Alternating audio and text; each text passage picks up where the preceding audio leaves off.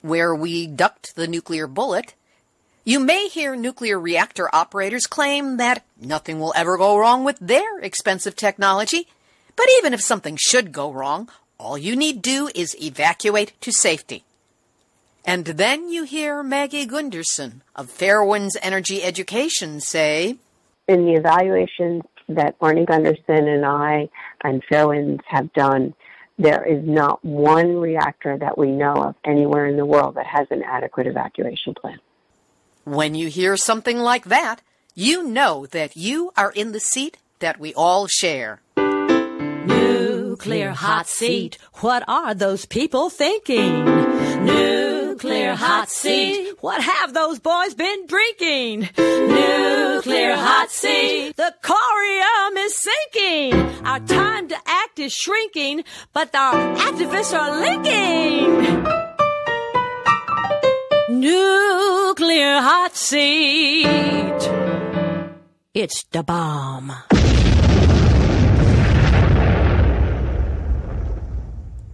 Welcome to Nuclear Hot Seat, the weekly international news magazine keeping you up to date on all things nuclear from a different perspective. My name is Libby Halevi.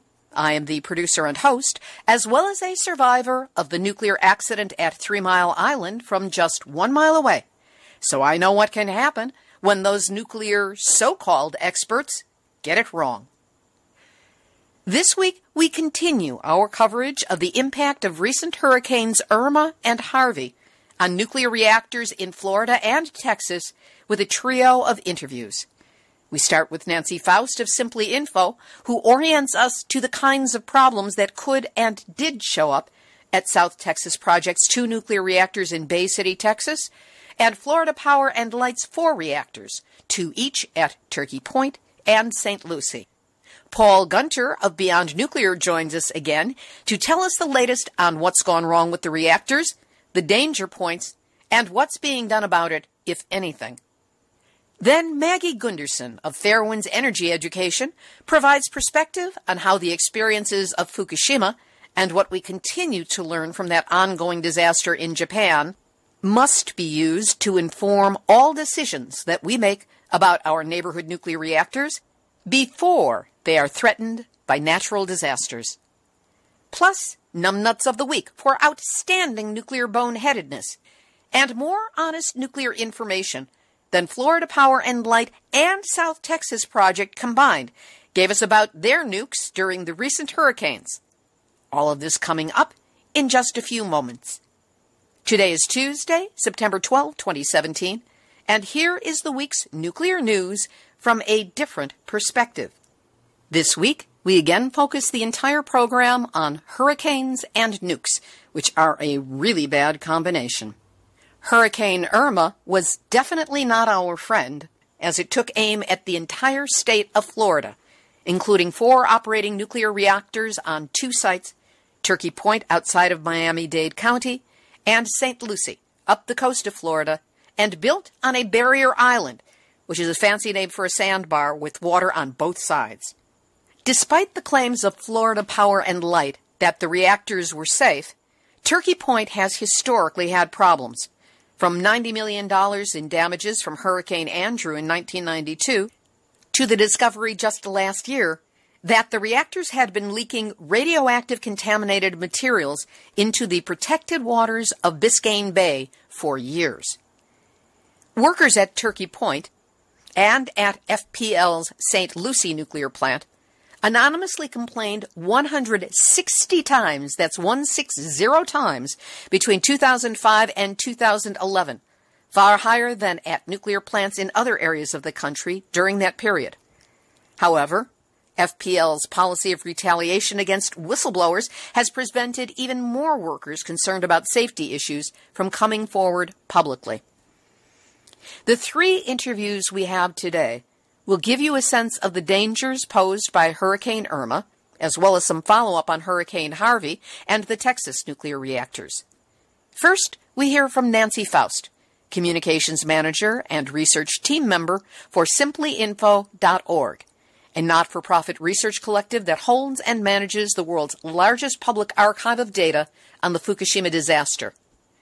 We asked Nancy about the nature of the dangers faced at Turkey Point and St. Lucie from the hurricane, and what might have happened if luck and a last-minute shift of Irma's trajectory were not on our side. Nancy and I spoke this morning, September 12, 2017. Nancy Foust, always great to have you back on Nuclear Hot Seat. Great, thanks for having me. Nancy, looking at the situation with Hurricane Irma, now that we're on the other side of it, by running at full power going into the storm, what were some of the possible problems and risks that the reactors at Turkey Point and St. Lucie faced?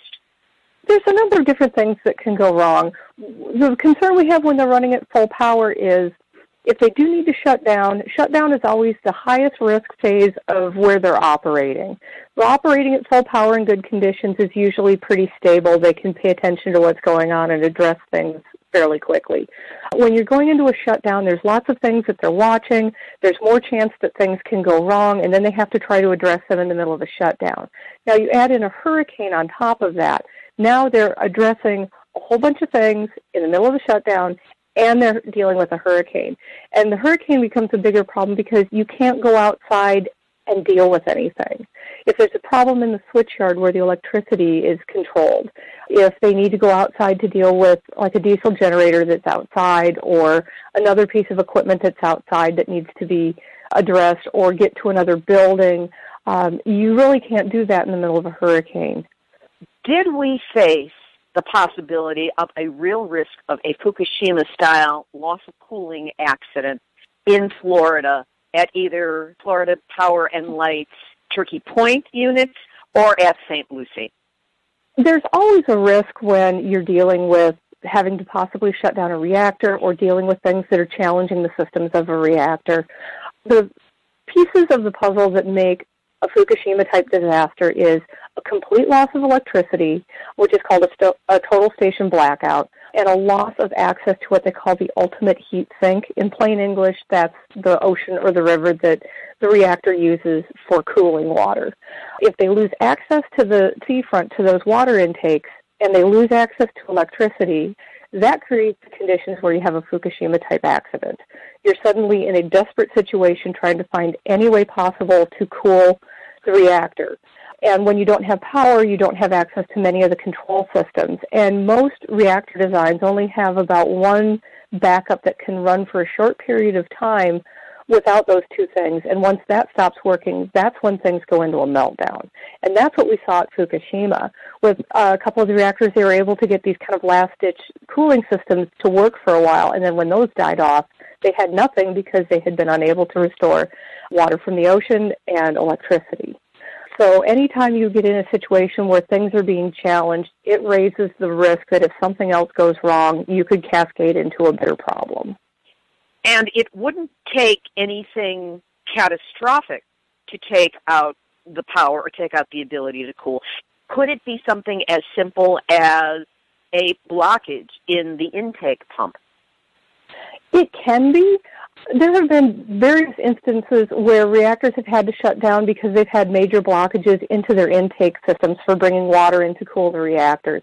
So even something as minor as jellyfish have caused reactors to have to shut down.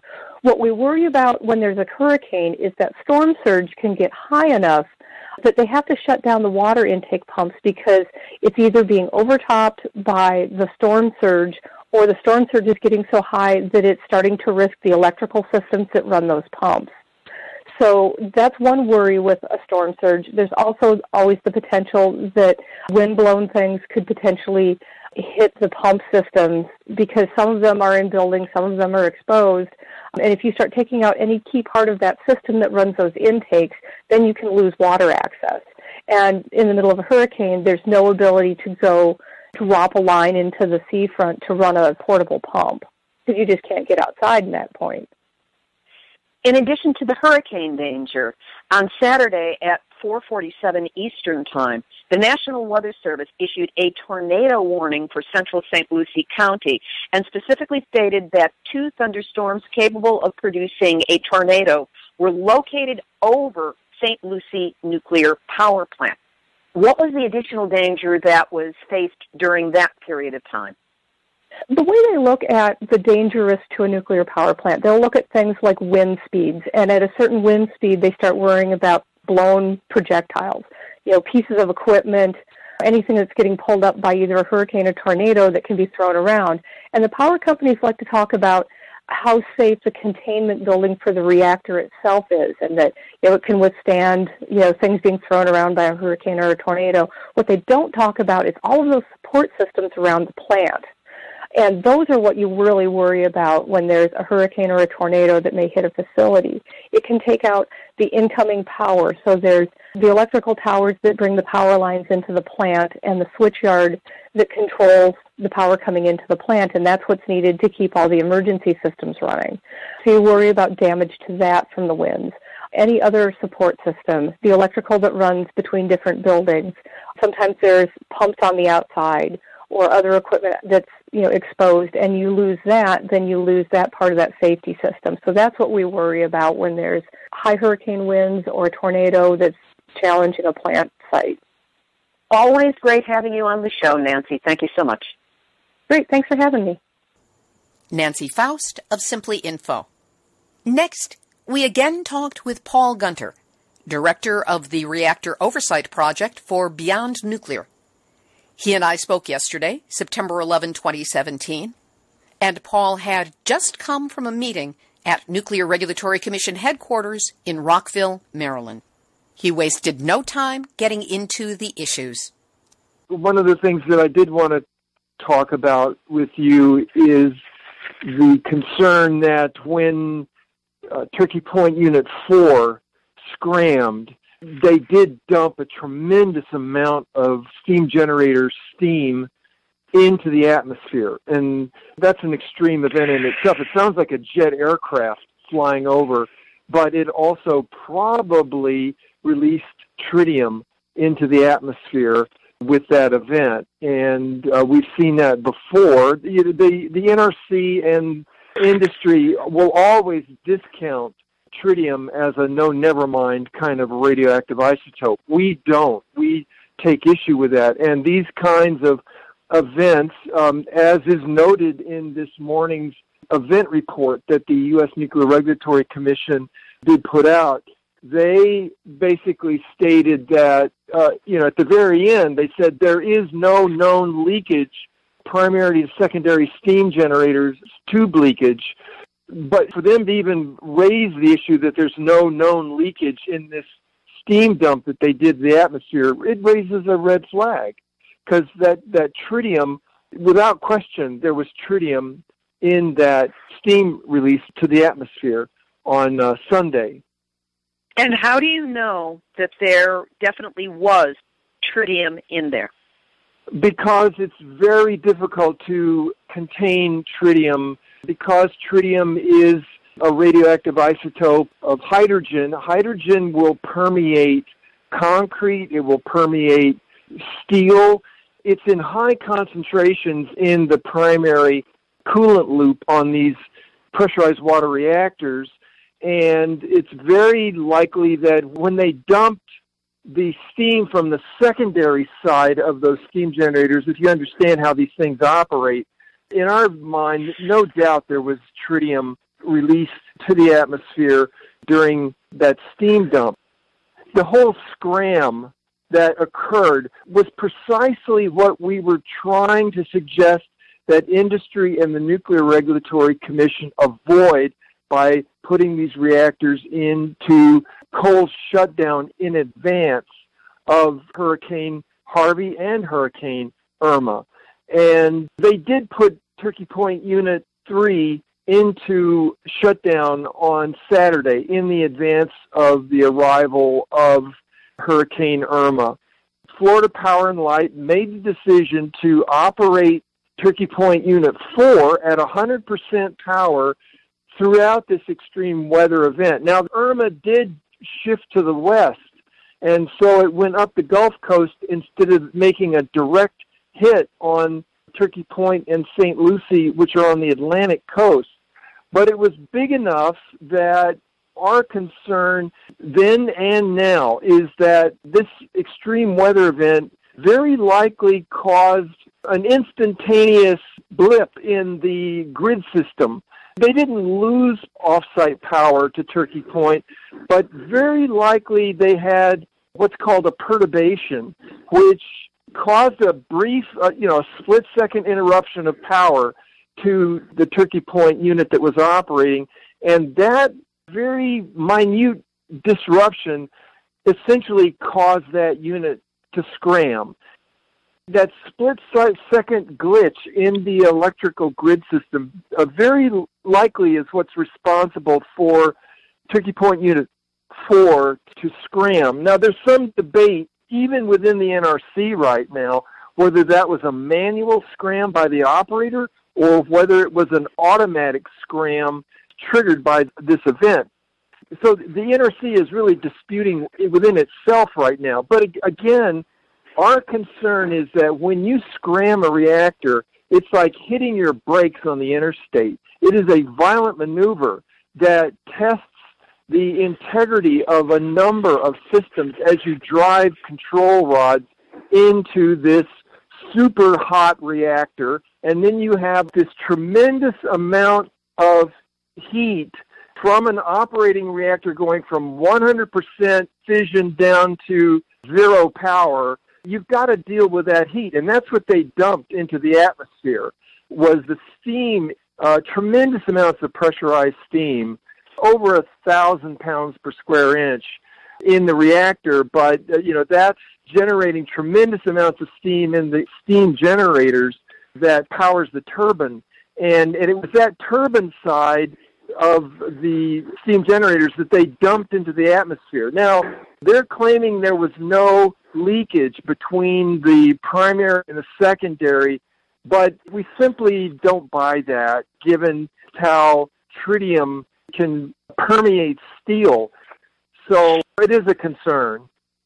And we are in a situation where the EPA RadNet monitors, which are intended to measure radiation, the 5 RadNet monitors in Florida have all been turned off as of Friday, September 8th, meaning even if there was a tritium leak, there's no way that it could be measured because the equipment meant to measure it is not in operation. And again, the NRC and the industry will discount tritium exposures. And the NRC discount tritium as what they call a weak beta emitter, which means it will not penetrate your skin. We have a concern that, in fact, it is a short-range beta emitter, which is more effective in cellular disruption and damage than gamma radiation. But because it's short range, as hydrogen, it can displace natural hydrogen in the DNA chain with this radioactive hydrogen. So ingestion by inhalation or picking it up through ingestion of tritiated food dose. Now, we're not suggesting that there were extreme doses, but we are concerned that had that reactor been in cold shutdown, that would have been the safest and most secure way of avoiding these violent maneuvers like scram and the associated huge steam dumps into the atmosphere that sound like a jet liner flying over your house. There was a gamble taken by operating these reactors with this extreme weather event bearing down that essentially encompassed the whole state of Florida. And they didn't really know at that time which direction that the eye wall of that storm was going to take. That uncertainty that they didn't know which coast Hurricane Irma was going to go with the eye wall was what prompted Florida Power and Light to shut down Turkey Point Unit 3 as preparation to not overwhelm their site crew. And then they left Unit 4 operating. Florida Power and Light has been tremendously inconsistent with their information flow. First, in a press conference last Wednesday, they announced that they would take their 4 nuclear reactors offline. At least that's the impression that they gave, and that they would do so well in advance of Irma making landfall. I think they had the reactors at Turkey Point set to be shut down as of Friday night, and then on Saturday morning, St. Lucie. And this is a process that takes approximately 12 hours under good circumstances. They then turned it around so that they were running all four. Then they decided, well, we'll shut down 3 in advance. Then they were forced to shut down Turkey Point 4. And now at St. Lucie, Unit 2 is still at 100% power. But tell us what happened with Unit 1. The salt spray off of the ocean and the surge, this has brought in a tremendous amount of salt accumulation on the electrical switchyard at Unit 1 there at St. Lucie. And the caking of salt in the switchyard has prompted Florida Power and Light to power down, not shut down, but power down St. Lucie 1 so that they can try to make some kind of reparations there. What's the danger with the salt buildup? It's going to reduce the efficiency, and it's also going to raise issues with regard to the operation of the facility. So they have powered down Unit 1. They may be looking to remove that salt from the switchyard. I'm not sure exactly how they would do that. Probably they could hose it down. They are taking some actions to try to clean that situation up. But we've been concerned all along that these operators, be it South Texas or Florida Power and Light, have prioritized a production agenda over safety margins. The inconsistency is most marked there at Turkey Point, where they did shut down 1, but they did operate Unit 4 until they had an event that was related to the electrical grid.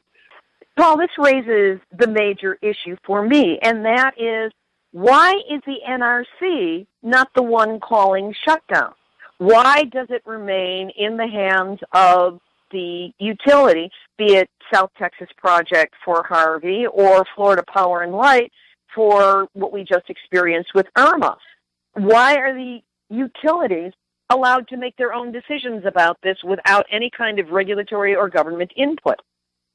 In all fairness, Florida Power and Light, they're the operator, and they are at the site, and they are experiencing firsthand the conditions. And there are technical specifications that determine the operation. For example, they're not required to shut down the nuclear power station until they actually experience hurricane force winds. So by operating the Turkey Point unit, they apparently did not experience sustained winds above 73 miles per hour, which would have required them to put that reactor into shutdown. Now, that would have meant they would have started the shutdown process with the immediate onset of hurricane conditions. And again, we have been arguing that you're better off being in cold shutdown prior to the onset of hurricane conditions. You know, there are NRC inspectors in both instances at South Texas and at Florida Power and Light's reactors. So there is regulatory oversight there, but they do leave it to the operator because they're the first-hand observers for those reactor conditions during these extreme weather events.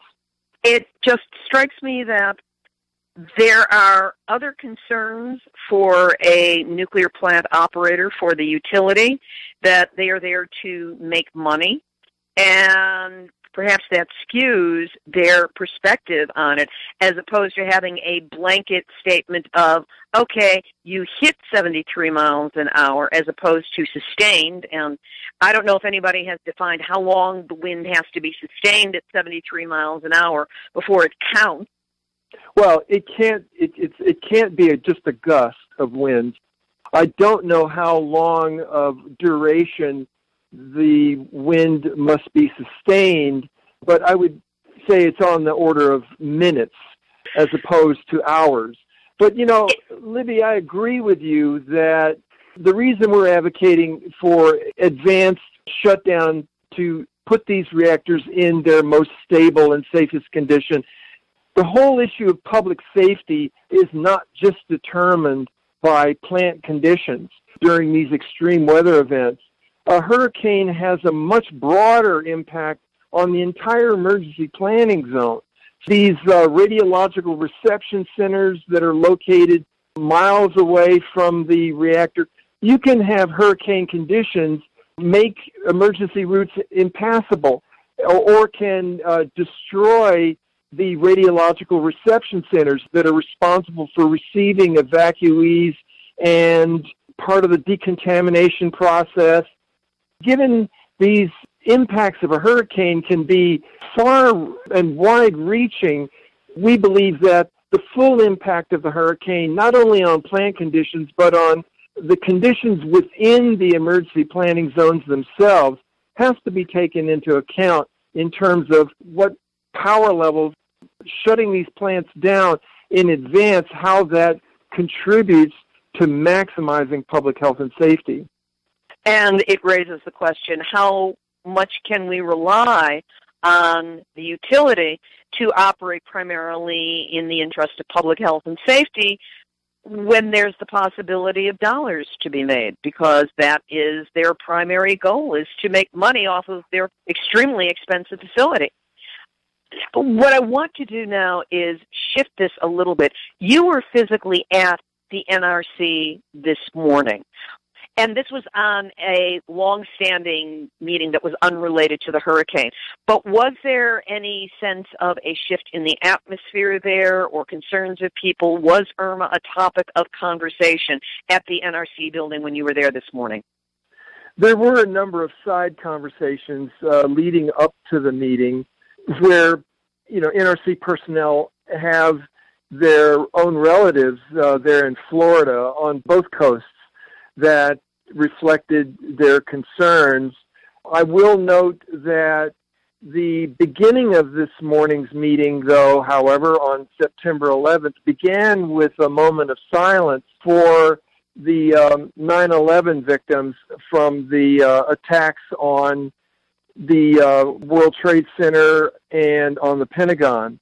And it reminded me that we're aware of the inherent danger of nuclear power as is raised by these extreme weather events, but it's also important to remember that on September 11th, 2001, the attacks on the World Trade Center and the Pentagon had originally been part of a much larger scheme to hijack 10 aircraft and direct some number of those aircraft into U.S. nuclear power stations. So it's a concern that both extreme weather and extreme levels of deliberate violence expose us to the inherent danger of nuclear power and the potential for a radiological release. The hurricane event, we had days, even weeks, as we watched Hurricane Harvey and Hurricane Irma approach the United States. And we had ample time, in the case of Florida, for 3 million people to evacuate days before the actual storm made landfall. We may not have that opportunity of advanced warning with the advent of a deliberate act of violence that comes in an aircraft, as the Al-Qaeda conspirators originally planned. And again, this raises the concern that, we need to be redirecting 21st century energy policy into safe, affordable, and clean energy, and to get away from this inherent danger that leaves us vulnerable in these instances of extreme weather, extreme climate, and extreme violence. That was Paul Gunter of Beyond Nuclear. We'll continue with our coverage of hurricanes and nukes, a really bad combination, in just a moment. But first, my ongoing thanks to all of you who help support the show, whether you choose to give a one-time donation, a more than one-time donation, or choose to buy the show a cup of coffee, what I call the Starbucks donation, a monthly recurring donation of $5, or if you choose, something larger. Everything counts towards covering our expenses, and your kind words help keep me in good heart, and those two things together keep the show running. Now, a confession. I have a birthday coming up at the end of this month. And if you are so inclined to help me celebrate, please use that milestone, or millstone, to help keep Nuclear Hot Seat going. It's the show you can depend upon for verifiable nuclear news, slam-bang interviews, bad puns, good grammar, and a whole bunch of anti-nuclear attitude. To donate, right now, hit the pause button and go to nuclearhotseat.com and click on the big red donate button. That will let you make a one-time donation of any size. Or you can click on the big green donate button to quickly set up a monthly $5 donation. Whatever you can do to help, know that it is necessary to the running of this show, deeply appreciated, and I am truly grateful to you. Maggie Gundersen is our next interviewee. She is founder of Fairewinds Energy Education, a 501c3 nonprofit organization that, since its founding in 2008, has held the mission to educate the public about nuclear power production, engineering, reliability, and safety issues. She is also a former employee of the nuclear industry. Maggie and I spoke on Monday, September 11, 2017.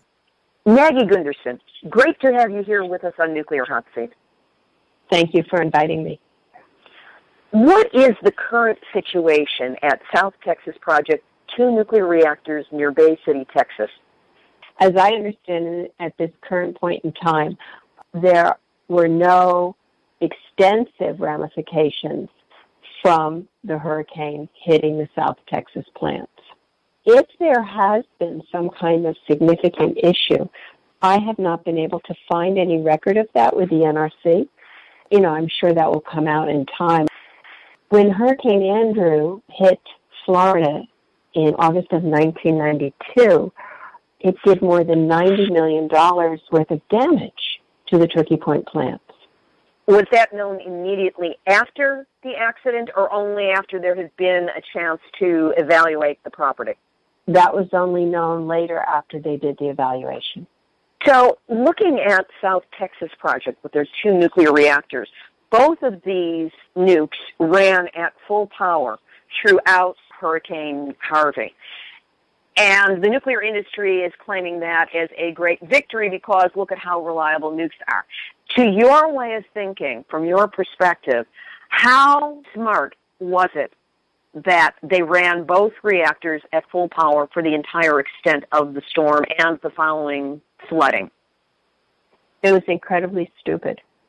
It shows hubris, and in the face of what could have been incredible tragedy. And I think they're very lucky to come away unscathed. How does the Fairewinds work that you've been doing in the aftermath of the Japanese earthquake and tsunami and the start of the ongoing Fukushima Daiichi nuclear disaster influence your understanding of the dangers that are caused by a hurricane such as Harvey? It influences our work tremendously. I can tell you that it's changed how we look at everything, how we do everything, and the direction of both Fairewinds Associates, our consulting, and Fairewinds Energy Education, our nonprofit. When Hurricane Harvey was hitting South Texas did not need that power. People were out of power. The lines were not sending power. They did not need to keep producing that power.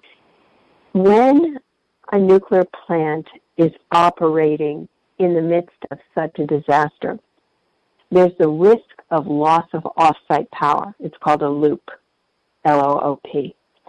And if the power is lost, then the plant, which is operating at 100%, cannot send any of its electricity out. So it has to shut down. It has to have a place for that electricity that it's generating to go.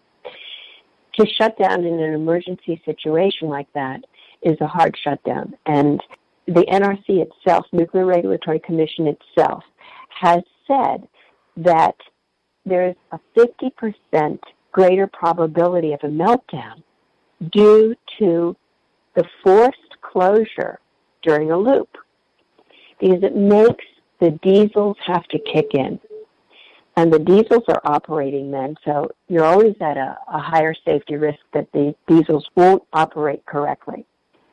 The decay heat is much higher. If they had shut the plants down, and this applies for Florida Power and Light with Turkey Point and for St. Lucie, as well as for what happened at the South Texas project. If they shut down in advance of a huge hurricane coming in, then the plant is cooler. The decay heat is much higher when they continue operating and have to do a sudden shutdown, so they need much more water to cool it and have to cool it for longer. If they had shut down in advance, then it's easier to control. It's cooling down, and if they lose off-site power or they lose their diesels, the fuel pool itself and the fuel inside the reactor will be able to maintain its cooling temperature. And when you talk about cooling, that's actually pulling water in from the body of water that they are on. In the case of the Florida nuclear reactors, that is ocean water, but that's being pulled in the middle of the hurricane actually happening. I understand that there are problems that can be created by the debris clogging or doing damage to the intake portion of the nuclear reactors. Exactly. That's called a LOUHS, L-O-U-H-S, the loss of the ultimate heat sink. And that's what happened at Fukushima Daiichi. People talk about how the diesels failed. Let's not even talk about that. The diesels couldn't get the water. They couldn't pump it up because the coolant pumps down on the waterline were wiped out. And that same risk happens at all these oceanfront sites. The wave action itself can wipe out the cooling pumps at the water's edge. So it's complete hubris for the operators, these utility companies and energy corporations, to continue to operate these plants and not cool down the fuel by shutting down early. This makes no sense, because if the grid is down, if there's no place to get the energy, so nobody can get the energy, and still they're insisting on generating energy by running these very hot nuclear reactors, what's happening to the energy, and why are they running this risk? My personal opinion is there are several reasons. One, for any existing lines that are open, there are charges that they can make because they're sending power out and it's going to the grid whether it's being used or not. So there's money coming in. So it's a corporate money thing. It also costs money to shut down the reactor and have to then do the extra step taken later in a restart.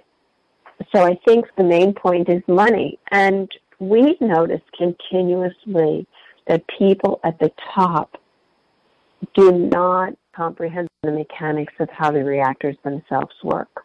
They're usually not engineers, or if they are, they're basic engineers who then went into financial management. So they don't have an understanding of what's happening and how that impacts safety and ultimately their own bottom line. Now, the cost that TEPCO is having for the cleanup of those reactors is outrageous. We can't take that kind of risk in this country. I don't believe we have the wherewithal to do it. One of my biggest fears in looking at Irma bearing down on Florida was the risk of having a Fukushima in the Atlantic. Was that a possibility? And if so, did we come close to that or not? Because I know that Turkey Point was shut down. One reactor was shut down in advance. A second one had to shut down as a hard scram. And while the attempt was made to run St. Lucie, both reactors full power all the way through, one of them was taken down to reduced power by about 2/3 because of a problem that developed at the plant itself. How close were we to something possibly much worse along the lines of Fukushima happening in South Florida with Irma? As I said earlier, the NRC has said the probability of a meltdown by running when the plant is at risk to lose off-site power is huge. It increases the probability of a meltdown by 50%. That's the NRC. And as you and I both know, they do not do an adequate job of regulating. They actually act like a handmaiden to the industry. So I think, and all of our review shows, that they increase the risk, again, because with a sudden shutdown, the fuel is hotter.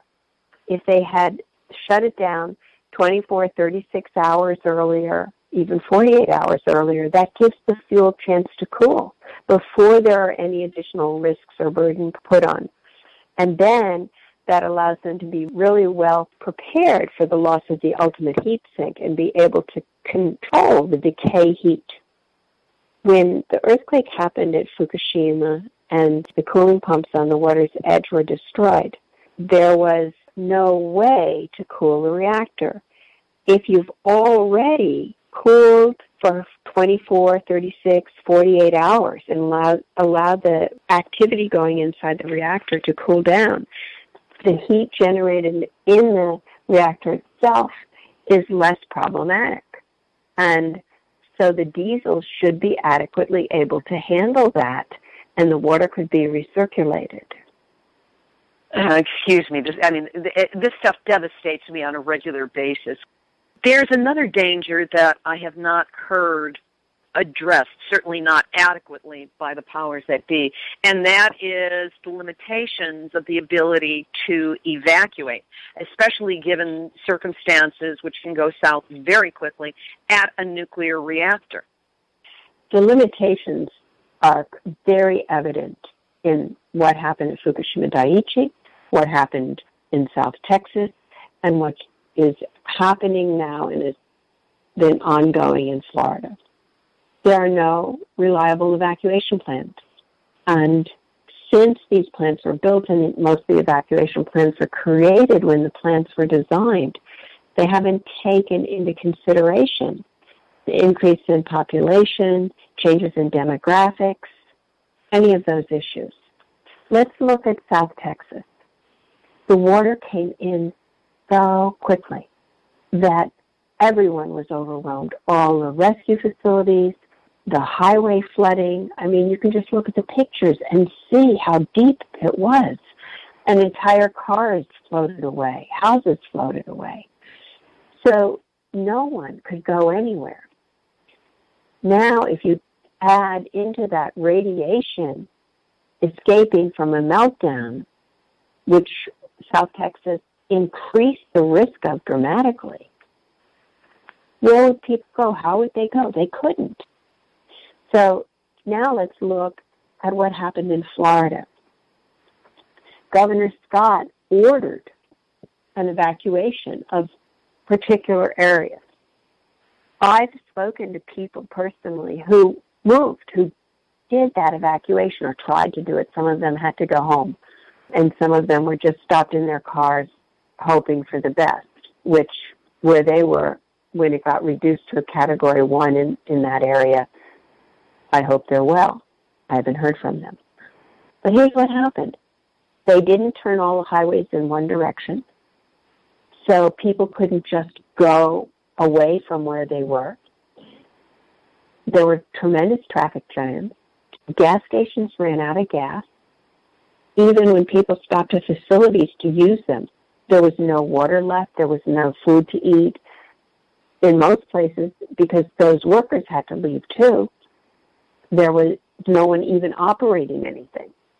How then would you add in radiation releases to that. It would be total hysteria, and nobody could get out, which is the point at nuclear reactors around the country, around the world, that there's no way to get away from them should an emergency happen. That's correct. In the evaluations that Maggie Gundersen and I and Fairewinds have done, there is not one reactor that we know of anywhere in the world that has an adequate evacuation plan. One of the things that has struck me in this, I think deeper than ever before, has to do with the NRC's impotence when it comes to dealing with the industry it's supposed to regulate. The fact that the utilities in both Texas and Florida were given full power to decide to run or not in the face of this well-known and rapidly advancing hurricanes, rather than the NRC saying, okay, Category 3 or higher, it's advancing on you, shut down now. When did they abrogate their power? Or did they ever have it in the first place to be able to make demands of this industry that they're supposed to be regulating? When I was first in the industry, both the first corporation I worked for and the second corporation I worked for portrayed the Nuclear Regulatory Commission as really assertive and hard in its stance and really tough on regulation. How long ago was that? That was in the late 70s. How has that changed? It's changed dramatically. When I started in the industry, the Atomic Energy Commission had the dual purpose of regulating and promoting. And by the way, that is still the dual purpose of the International Atomic Energy Agency today. The IAEA promotes as well as regulates, and you can't do that.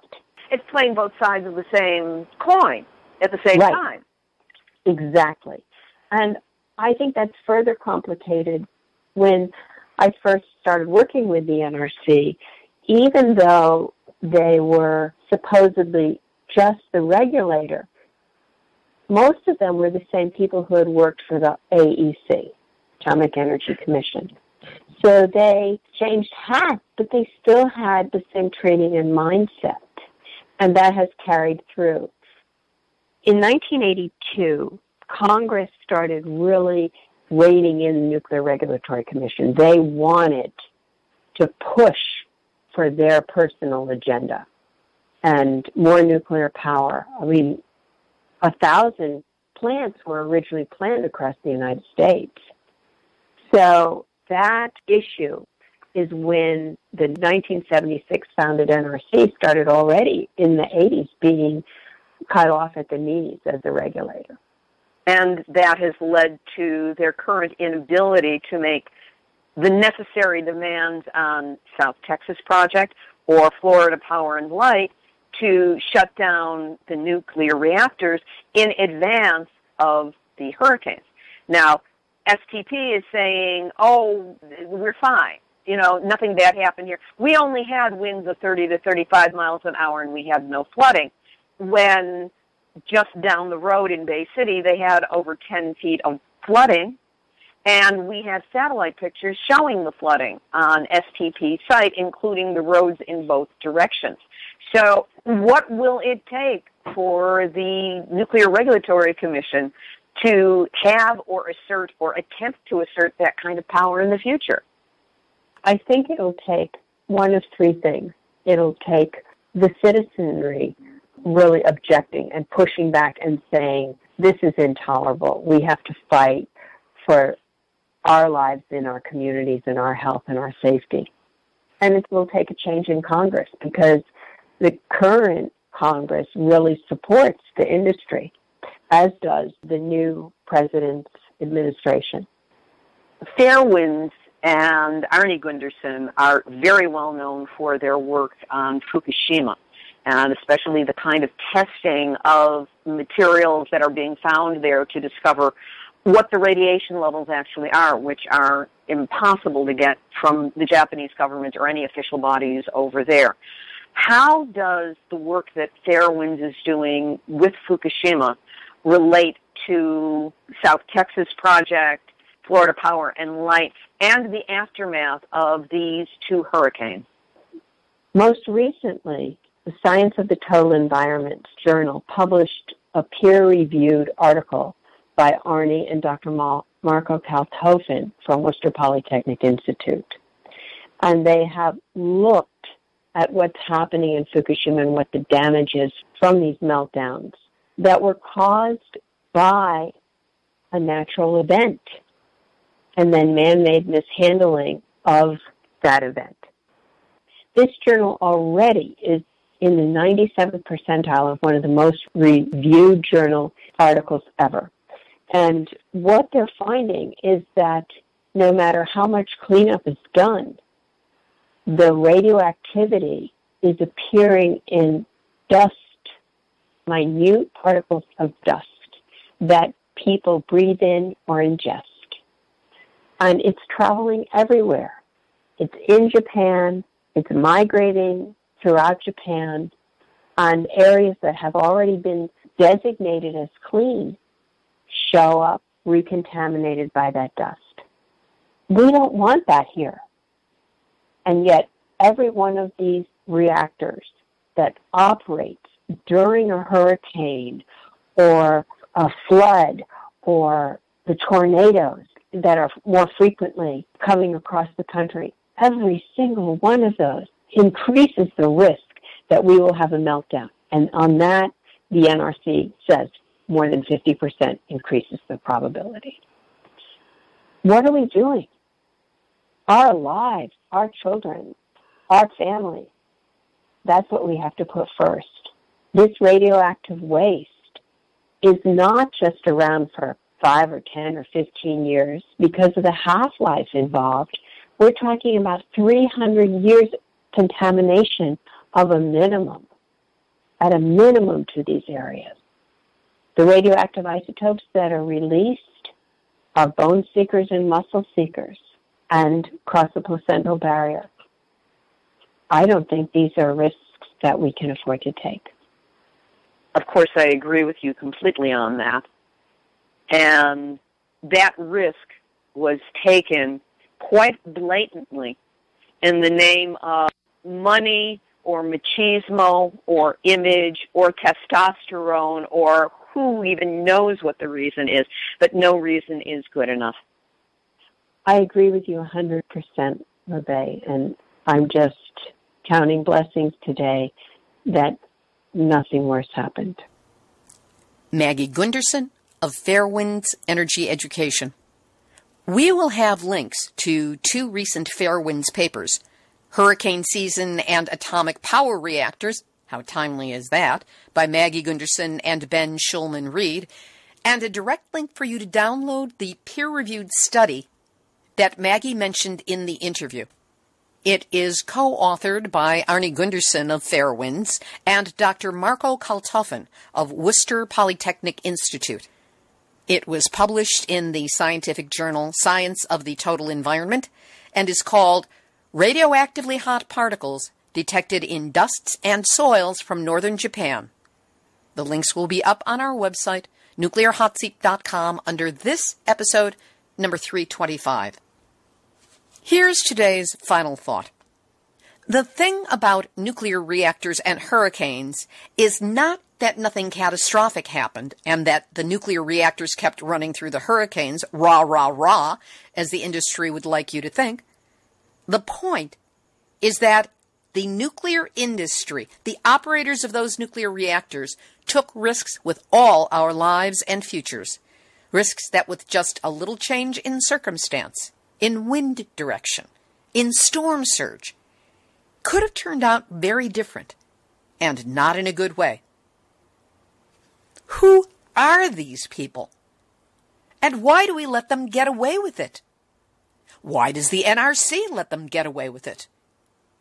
Over and above the horrific damage from the hurricane faced by the people of Florida and South Texas, a radiation release would have been catastrophic to people, the environment, the Atlantic Ocean, the world.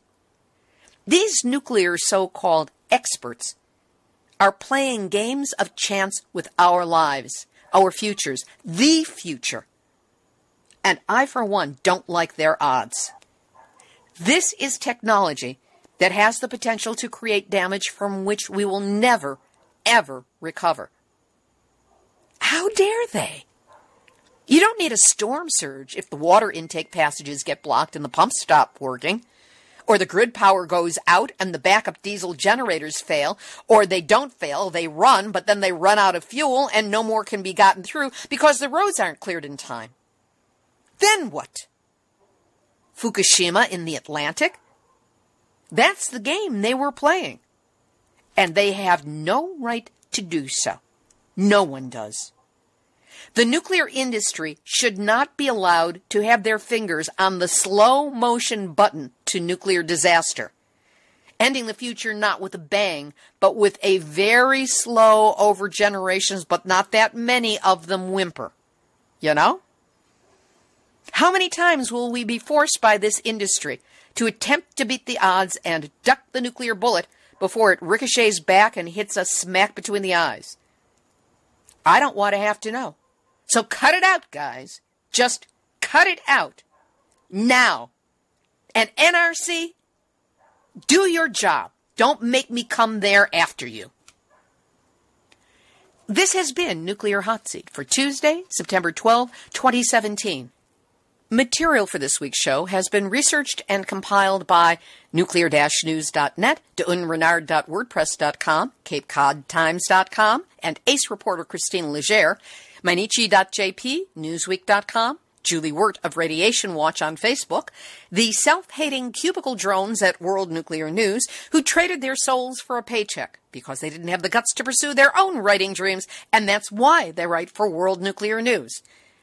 The U.S. Nuclear Regulatory Commission event reports, and a shout-out to Nuclear Hot Seat listeners and followers who show your love for this planet by being kick-ass supporters of nuclear awareness. Thanks also for gathering at Nuclear Hot Seat blog page on Facebook. Be sure to stop by, click like, post, and share. If you know of a broadcast station in your area that would be interested in joining the growing list of broadcast affiliates carrying Nuclear Hot Seat, have them get in contact by sending an email to info@nuclearhotseat.com. We are copyright 2017, Libby, Halevi, and Hardestry Communications. All rights reserved, but fair use allowed as long as proper attribution is provided. And a reminder that if you appreciate weekly verifiable news updates about nuclear issues around the world, take a moment to send a donation to nuclearhotseat.com. This is Libby Halevi of Hardestry Communications, the heart of the art of communicating, reminding you that Nuclear Hot Seat is downloaded in 122 countries. Yes, the whole world is listening. Now you've all had your nuclear wake-up call, so don't go back to sleep, because we are all in the Nuclear Hot Seat. Nuclear Hot Seat, what are those people thinking? Nuclear Hot Seat, what have those boys been drinking? Nuclear Hot Seat, the corium is sinking. Our time to act is shrinking, but our activists are linking. Nuclear Hot Seat, it's the bomb.